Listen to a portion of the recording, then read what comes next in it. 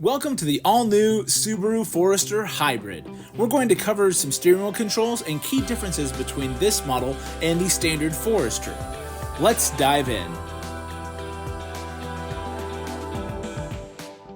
The Subaru Forester Hybrid is very similar control-wise to standard Forester models. We're going to focus on the differences here, which are mostly steering wheel controls and display controls that are different between this and the standard Forester. Everything else on the screen can be covered in this video linked on screen here, so check that out if you'd like to skip ahead. Otherwise, we'll start with steering wheel controls. On the left-hand side are mostly radio controls and some functions with the screen. These arrows in the upper left-hand corner can change between different stations or different tracks of music.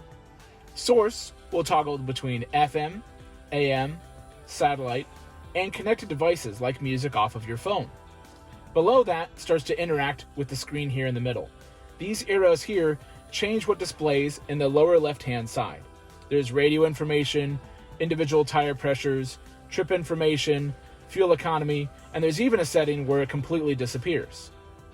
This setting here is probably the most popular as it shows the battery charge level and what the hybrid system is doing, whether it's recharging itself off of the engine, using just the battery, regenerating off of the wheels.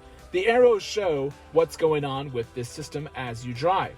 If they're grayed out, it means that nothing's happening. So in this case, the engine is off, the wheels aren't moving because the car's not moving, and the battery is displayed at its setting there. It's in an EV state essentially right now. You can change this entire display by pressing and holding the button just to the left of these arrows that I showed you. By clicking it, you'll just bring up information about if there's like a check engine light or something like that, some sort of warning on the screen, you can click it for that. But if you press and hold this instead, you can change the display to show maps if equipped, or to show one that's better for traveling with cruise control. And I'll get to those settings over here on the right. Below these settings, you can answer the phone and hang up the phone. Pressing this for an incoming call will also dismiss the call. This doubles as a mute button for your radio.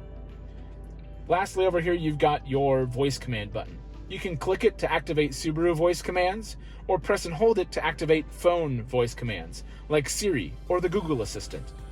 Down below is simply volume controls for the radio.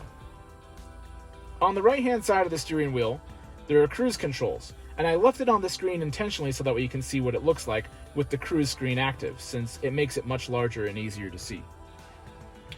It'll show the car and the state of where it's being held at during cruise operations. You can increase and decrease your following distance with these arrows here, and you can turn on and off steering assistance from this button here. You can also increase and decrease your speed from the resume and set switch here once a cruise speed has been set. Below that is the SI drive that allows the car to change between two different driving modes. Intelligent, which it's in right now, is going to prioritize fuel efficiency, whereas Sport mode is going to allow the car to accelerate more quickly, but it's not quite as efficient in this mode. I recommend using Sport for passing maneuvers or to accelerate faster and harder, whereas Intelligent mode is going to be for most of your everyday driving. You can switch these at any time. For the rest of the technology walkthrough, check out the standard Forester video that I have linked here on the screen, or you can call your Love Encore delivery specialist at Baxter Subaru Omaha or Baxter Subaru La Vista to go over more in-depth technology and features with you. Thanks for watching.